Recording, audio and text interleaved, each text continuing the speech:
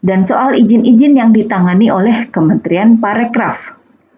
Itu semua bentuk dukungan negara terhadap Formula E. Pernyataan ini dikeluarkan Presiden Jokowi tepat di depan Anies dan Sahroni, yang hanya bisa mendengarkan, mengangguk-anggukan kepala, mungkin dengan sedikit pucat, dan menahan malu.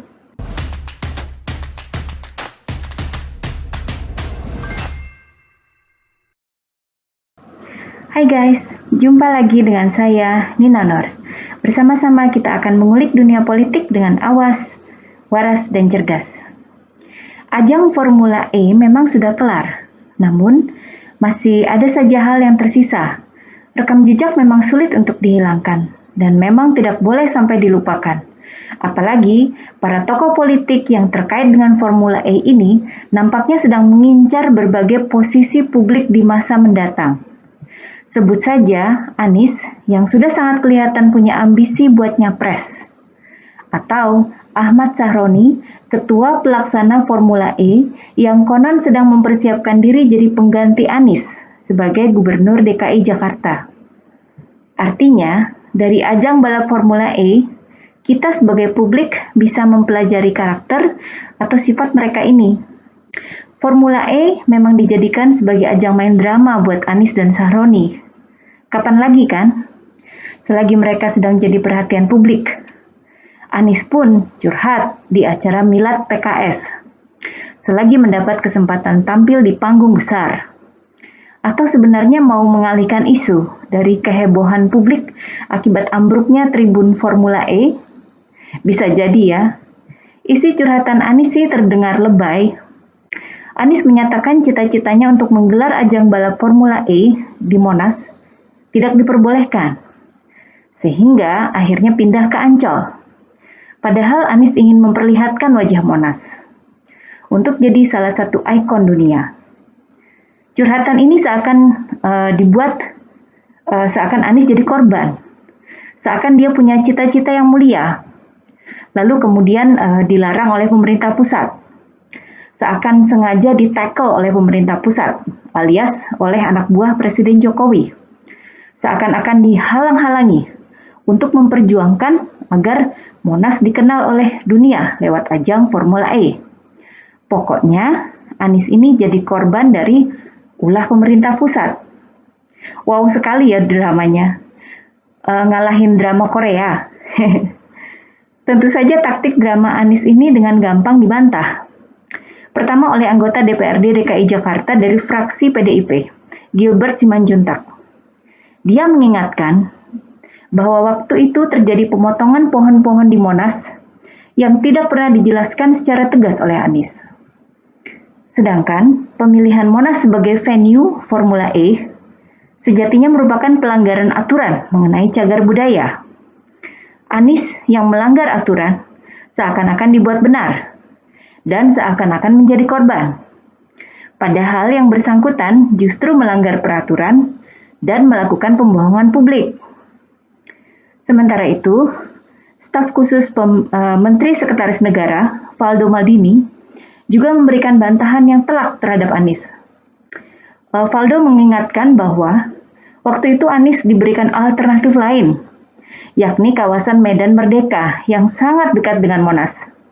Monasnya pasti masih kelihatan. Tidak ada larangan untuk kawasan tersebut. Malah sudah disampaikan kepada Anies. Valdo juga menerangkan bahwa getaran yang ditimbulkan jika ada pembangunan sirkuit maupun gelaran balapan di Monas akan beresiko terhadap bangunan Monas itu sendiri. Tak lupa, Valdo menegaskan bahwa sebagai gubernur, Anies pasti lebih paham situasinya. Nah, kan? Ketahuan kan ibunya? Bagaimana dengan Ahmad Sahroni? Dia ini 11-12, mirip perilakunya dengan Anies. Suka main drama. Pada bulan Desember tahun lalu, sebelum Ancol resmi jadi lokasi balapan Formula E, Sahroni sempat jadi berita karena belum melaporkan soal sirkuit Formula E kepada Presiden Jokowi. Kata-katanya terkesan pongah. Katanya, emang gue anaknya. Maksudnya anaknya Presiden Jokowi. Namun belakangan menjelang hari H balapan, Sahroni nampak sangat mengharapkan agar BUMN menjadi sponsor Formula E. Dimulai dari menyatakan bahwa Formula E adalah urusan negara, bukan soal urusan politik seperti Anies dan Pilpres. Lalu menyindir bahwa untuk penyediaan listrik dari PLN pun dibayar full oleh pihak penyelenggara Formula E. Dia juga mempertanyakan posisi kementerian yang dipimpin oleh Erick Thohir.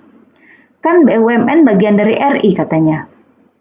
Sahroni juga menyatakan bahwa pihaknya tidak ngotot minta disponsori BUMN, melainkan ngotot untuk jadi bagian Indonesia. Karena acara Formula E itu adalah untuk Indonesia. Sungguh hebat permainan kata-katanya. Mirip sekali dengan permainan kata Anies kan? Namun, lagi-lagi permainan drama ini dengan mudah dibantah oleh pihak Kementerian BUMN. Staf khusus Menteri BUMN, Arya Sinulinga, menyampaikan bahwa proposal sponsor Formula E baru masuk sekitar sebulan sebelum hari H acaranya. Padahal biasanya pengajuan sponsor ke BUMN itu setidaknya dilakukan 3 bulan, bahkan 1 tahun sebelum acara, agar ada waktu yang cukup untuk melakukan kajian sebelum mengambil keputusan. Bicara tentang kajian, perlu diingat kembali bahwa kajian atau studi kelayakan Formula E pernah diminta untuk direvisi oleh BPK karena tidak memasukkan biaya komitmen fee sebagai modal dalam perhitungan keuntungan. Hingga September 2021, revisi itu tak juga diserahkan oleh Pemprov DKI Jakarta ke DPRD. Yang ada pada bulan Maret tahun ini adalah revisi target jumlah penonton. Dari 90.000 turun drastis menjadi 10.000 saja. Terus keuntungan ajang balap Formula E ini dari mana ya? Entahlah. Semua memang ajaib. Ratusan miliar uang rakyat dipakai. Sementara keuntungan dari penjualan tiket itu pastinya jauh dari angka ratusan miliar. Terus untungnya dari mana? Hanya penyelenggara dan Pemprov DKI yang tahu. Namun, mereka hingga saat ini tidak mau menjelaskan dengan terbuka di depan para wakil rakyat di DPRD DKI Jakarta kan? Kembali ke permainan drama Anies dan Sahroni. Tuduhan-tuduhan dramatis yang mereka alamatkan ke pemerintah pusat memang sudah dibantah oleh para staf kementerian. Namun balasan paling telak tentu saja datang dari Presiden Jokowi. Presiden Jokowi yang menghadiri acara balapan Formula E dengan santai membantah drama Anies Sahroni di depan para awak media dan di depan hidung Anies dan Sahroni. Presiden Jokowi membantah tuduhan bahwa pemerintah pusat tidak membantu menyukseskan ajang Formula E. Presiden pun membeberkan bentuk dukungan pemerintah. Dari pembangunan sirkuit, di mana Presiden Jokowi sempat turun langsung meninjau kesiapannya, hingga perizinan barang-barang masuk. Ada bea cukai yang ditangani Kementerian Keuangan, dan soal izin-izin yang ditangani oleh Kementerian Parekraf. Itu semua bentuk dukungan negara terhadap Formula E. Pernyataan ini dikeluarkan Presiden Jokowi tepat di depan Anies dan Sahroni, yang hanya bisa mendengarkan, mengangguk-anggukan kepala, mungkin dengan sedikit pucat dan menahan malu. Karena kodok drama mereka langsung dibongkar di depan publik oleh Presiden Jokowi. Mau ngeles gimana lagi? Keduanya jelas memilih cara yang tidak sesuai dengan aturan. Masa Gubernur Anies tidak tahu kalau Monas adalah cagar budaya yang ada aturan khususnya? Masa Sahroni nggak paham tata cara pengajuan proposal ke perusahaan BUMN sesuai aturan penyelenggaraan perusahaan yang baik dan benar? Masa mau maksa BUMN untuk menyalahi aturan pengkajian proposal? Akhirnya terjebak sendiri kan oleh dramanya. Gimana nanti kalau mendapat kesempatan jadi pejabat publik? Bahkan dalam level yang setinggi presiden. Mau bekerja beneran atau kerjanya hanya main drama? Selalu dari kura-kura.